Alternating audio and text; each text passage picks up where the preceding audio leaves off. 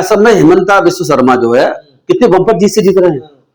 BJP वहां तो पहली बार आ रही है बंगाल में, लेकिन हेमंता तो पहले से चीफ मिनिस्टर थे, बीजेपी चीफ मिनिस्टर थे, और वो उनके भाषण क्या दे रहे हो, कितने अनपार्लियामेंट्री लैंग्वेज इस्तेमाल कर रहे हैं। सुप्रीम कोर्ट ठप्पा लगा दिया है इस बात के पीछे कि भाई आप तो जो है अनपार्लियामेंट्री लैंग्वेज इस्तेमाल करते हैं, ऐसी लैंग्वेज जो कि असंवैधानिक है, जो कि नियम के खिलाफ है, कानून के खिलाफ है। चीफ मिनिस्टर ऐसी बात इस्तेमाल कर रहा है, उसके बावजूद भी ऐसे चीफ मिनिस्टर को बाकी जनता द्वार चुन के भेज रही है।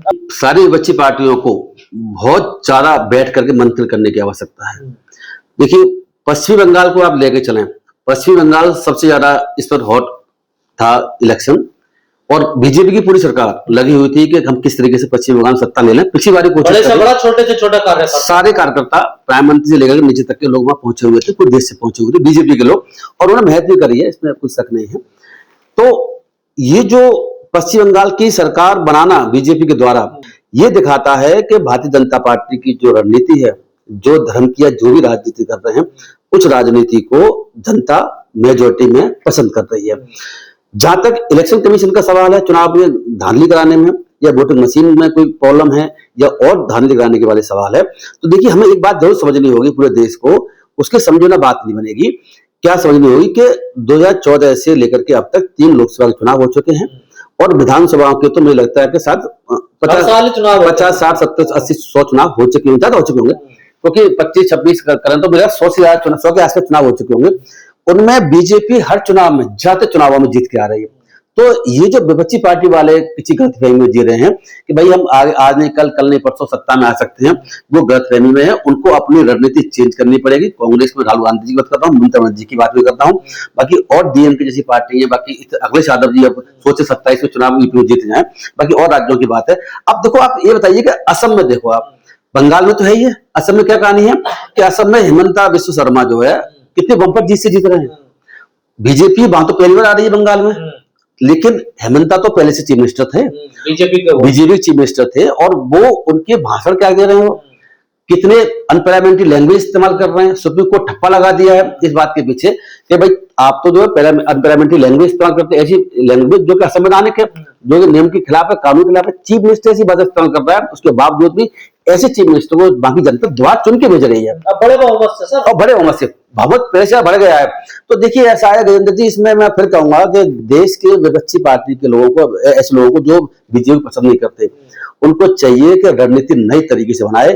पुरानी तौर तरीके से चलेंगे तो बीजेपी से पार नहीं पा पाएंगे। बीजेपी की जो राजनीति है, जो धर्म पर बेस्ड मेन राजनीति है, और बाकी अब दलित पिछड़ों को अपने साथ लेने की कोशिश कर रहे हैं। आप कहना चाह रहे हैं कि धर्म की काट नहीं है विपक्ष के पास? बिल्कुल नहीं है। ये जो काट लेके समझ रहे हैं वो काट नहीं है। मैं इसीलिए कहूंगा कि अगर 2024 के इलेक्शन को छोड़ दें, जिसमें बीजेपी डाउन हुई है लोकसभा में, बाकी इलेक्शन में बीजेपी बहुत अच्छा परफॉर्म कर रही है। देखिए जब तक इलेक्शन कमीशन का सवाल है, उसका रोल हो सकता है, वोट ही बंगाल में कटेंगे, लेकिन असम में वोट कटे हैं, लेकिन इतने बहुमत से जीतना। देखो बीजेपी सरकार, बीजेपी की जो पहले सीटें थी 77 के आसपास थी बंगाल में, 77 बंगाल में, वो 77 कितने से बढ़ के 2-3 थी पहले शायद, उससे 77-78 हो गई।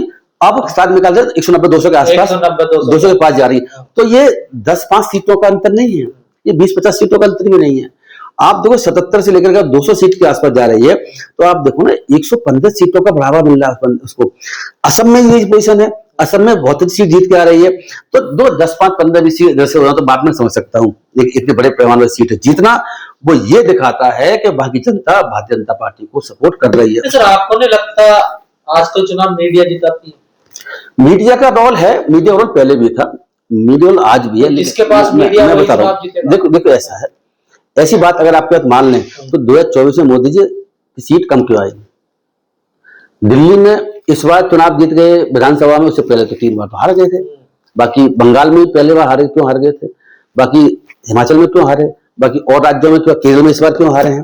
केरल में केरल में ज्यादा बीजेपी है नहीं, लेकिन फिर भी केरल में क्यों नहीं बीजेपी जीत नहीं पाई है? तो देखो मीडिया का रोल है, लेकिन आज के समय सोशल मीडिया भी तो है, और सोशल मीडिया के बहुत से चैनल्स बिल्कुल आंख बंद करके विपक्षी पार्टियों को दिखाते हैं और बीजेपी का विरोध करते हैं।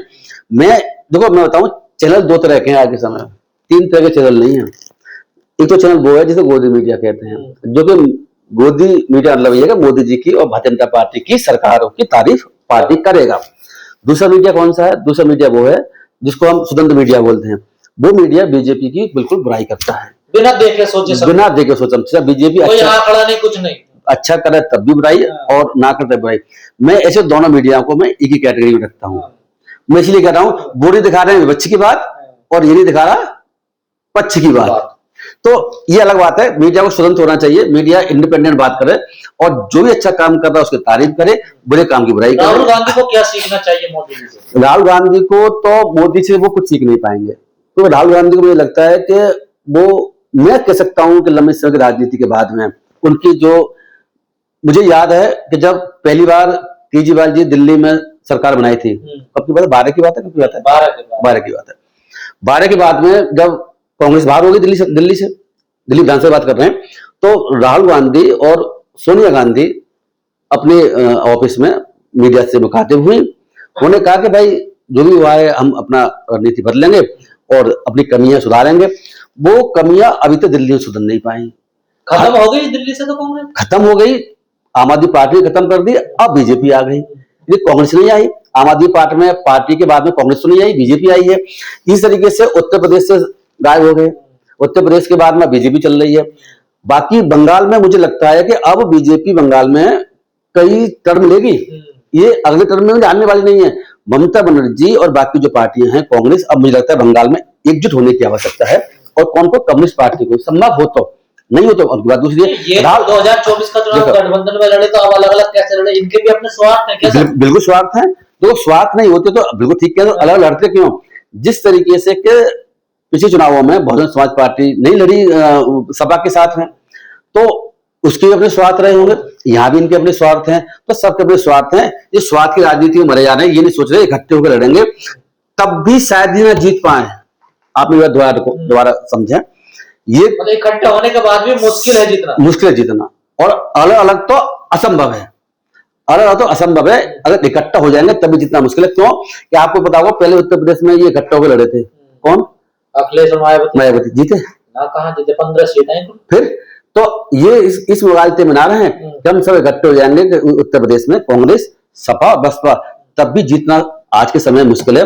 बीजेपी वहां तक पहुंच चुकी है। तो भारतीय जनता पार्टी का तोड़ किसी भी विपक्षी पार्टी के पास, राहुल गांधी के पास कार्यकर्ता नहीं बचे हैं चुनाव लड़ने के लिए। बच्चे इसीलिए नहीं है क्योंकि विपक्ष भी करता क्या है कि चंद समय के लिए राजनीति करता है, बाकी अपने घर बैठते हैं। राहुल गांधी जी भी कुछ ड्रामा जरूर कर लेते हैं और विदेश भाग जाते हैं, उनका ज्यादा कोई रोल नहीं है। और राहुल गांधी जब इफेक्टिव नहीं हो रहे हैं, जब जनता राहुल गांधी को किसी तरीके से उनको बड़े पैमाने पर जनता लुभा नहीं पा रहे हैं, मोदी जी अपनी बातों से जनता लुभा पा रहे हैं, तो ऐसे लीडर की कांग्रेस में आने की आवश्यकता है। जनता का लीडर हो और जनता को लुभा भी पाए, लेकिन ऐसा नहीं देखने वाला। मुझे लगता है राहुल गांधी को यहाँ से कांग्रेस में तो अंधभक्त है ना सर। देखिए राहुल गांधी, देखिए मैं बताऊं कि खड़गे साहब दलित कम्युनिटी से आते हैं। जब वो अध्यक्ष बने कांग्रेस के, उसके बाद मैंने उनकी राजनीति को थोड़ा बारीकी से देखने की कोशिश करी कि क्या ये इंडिपेंडेंट अध्यक्षता कर रहे हैं कि या ये जो उससे पहले प्राइम मिनिस्टर थे मनमोहन सिंह जैसा काम कर रहे हैं। तो मैं आपको बता दूं, मुझे बड़ा दुख हुआ कि अगर दलित लोग किसी पद पर बैठाए जा रहे हैं या बन रहे हैं अपने तरीके ज्ञान की या टैलेंट की वजह से, तो वो लोग जो है उन पार्टियों के मोहरे बने हुए हैं, वो कुछ नहीं कर रहे, मनमोहन सिंह जैसा काम कर रहे हैं कि अगर राहुल गांधी बिल फाड़ कर देंगे, जो कि एमपी था मात्र, तभी मनमोहन सिंह प्रधानमंत्री कुछ नहीं कहेंगे। इस तरीके से खड़गे साहब को मैं देख रहा हूं तो अभी भी वो, उन्हें भी खुद नहीं पता है कि मैं अध्यक्ष हूं। वो राहुल गांधी को भी अध्यक्ष बना चल रहे हैं। मैंने कई जगह उनको देखा है कि राहुल गांधी वो साइड में बैठे रहे हैं और राहुल गांधी अपना लगता है कि ये अध्यक्ष हो, ये प्रधानमंत्री भी है। कांग्रेस उन्हें मानती है ना, अपना जनता तो राहुल गांधी देखिए, अरे मानती होगी। भारतीय जनता पार्टी में जब, मुझे बताओ, भारतीय जनता पार्टी में जब अध्यक्ष बदलते हैं तो अब नवीन क्या नाम बना दिया, नित्य नवीन बना दिए, नया चेहरा लेकर के आ गए। तो भारतीय जनता इसी तरीके से जब कांग्रेस में नया चेहरा लेकर के आ रहे हैं तो वो इंडिपेंडेंटली काम क्यों नहीं कर पा रहे? राहुल गांधी ही को क्यों अध्यक्ष समझा जा रहा है? तो जो कांग्रेसियों की जो गुलामी की मानसिकता जो पड़ी हुई है गांधी परिवार की, उस मानसिकता से जब तक उभरेंगे नहीं तब तक कांग्रेस कुछ नहीं कर सकती। मैं फिर कहूंगा राहुल गांधी को आप संन्यास लेने की जरूरत है। अब कोई और लीडर आना चाहिए जो कि चेहरा ऐसा हो, जिसका कैसा चेहरा हो, ईमानदार हो, मेहनती हो, जनता के साथ कनेक्ट कर सकता हो। ऐसा नहीं करेगी कांग्रेस, कनेक्ट नहीं कर पा रहा, बिल्कुल भी नहीं कर पा रहा। अब मुझे बताओ, कर पा रहा होता तो बार बार क्यों फेल हो रहा होता? देखिए गजेंद्र जी, आप फिर समझ लो, मेरे हिसाब से तो पिछले 15 सालों में, 14 से लेकर 12 साल करीब बोलिए, 12 सालों में राज्यों में 2 सरकार बदल चुकी कम से कम। तो 25 राज्य करीब मोटा समझ लो आप, तो 50 बार हो चुकी है। तो 50 तो सरकार राज्यों में बदल चुकी है, बाकी 3 सरकार लोकसभा में बदल चुकी है, 3 सरकार में। तो वहां विपक्ष सबल क्यों नहीं हो पा रहा? तो इसमें सिर्फ हम ईवीएम को दोष दे करके नहीं निकल सकते। ईवीएम को दोष देते रहिए, इलेक्शन कभी दोष देते रहिए आप, वो अलग इश्यू है। हो सकती है थोड़ी बहुत गड़बड़ कहीं, हो सकती है, लेकिन इतनी गड़बड़ मैं नहीं मान सकता कि सीटें भर करके उसकी 200 हो रही है। मैं गड़बड़ नहीं मान सकता कि असम में हेमंत विश्व शर्मा है इतने सारे उल्टे काम करने के बावजूद भी वहां से वहां तक पहुंच जाए। तो ये सब चीज दिखाती हैं कि ये लोग, भारतीय जनता पार्टी के लोग जमीन से जुड़ के काम कर रहे हैं, और मैं काम देख भी रहा हूं। देखिए ऐसा है कि ना तो हम किसी के सपोर्ट में ना किसी के खिलाफ हैं, लेकिन जो काम अच्छा कर रहा है, अच्छे में मतलब जो मेहनत कर रहा है, भले गलत दिशा में कर रहा हो, लेकिन जनता को कनेक्ट कर पा रहे हैं, जनता को समझा पा रहे हैं। आम जनता बीजेपी की बातों से कनेक्ट हो रही है, जुड़ रही है, समझ रही है और उनको वोट दे रही है। अलग राज्यों में बीजेपी का जीतना ये इस बात का एग्जाम्पल है, सबूत है। इससे सबूत और क्या चाहिए? तो बार बार सबूत मिल रहा है। तो मैं आपको बता दूं, ये जो इलेक्शन है, इस इलेक्शन में विपक्षी पार्टियों की इतनी बड़ी हार, डीएमके का तमिलनाडु से गायब होना, नई पार्टी का सत्ता में आने की संभावना सबसे नंबर 1 पे उभर के आ रही है। टीवी के नाम, जो भी नाम है इसका, टीवी के पार्टी, विजय कुमार जो अभी वहां पर कलाकार थे, कलाकार से जो अब राजनीति में आ गए। तमिलनाडु में से राजनीति जो है फिल्म कलाकारी करते रहे, जयललिता हो या और भी करुणानिधि कोई भी रहे हो, तो वो आ गई। बंगाल में बीजेपी आ गई, ममता बनर्जी वहां से गायब होने वाली है। असम से कांग्रेस, असम से कांग्रेस खत्म हो चुकी है, हेमंत विश्व शर्मा दोबारा सीएम से बन के आ चुके हैं। केरल में जरूर कांग्रेस है, वो कोई बात नहीं है, केरल में बीजेपी अपने को दावा कर भी नहीं रही थी। तो जहां बीजेपी दावा कर रही है और ताकत पूरी लगा रही है, उस जगह पर, उस राज्य में जीतना विपक्षी पार्टियों के लिए मुश्किल नहीं, नामुमकिन है।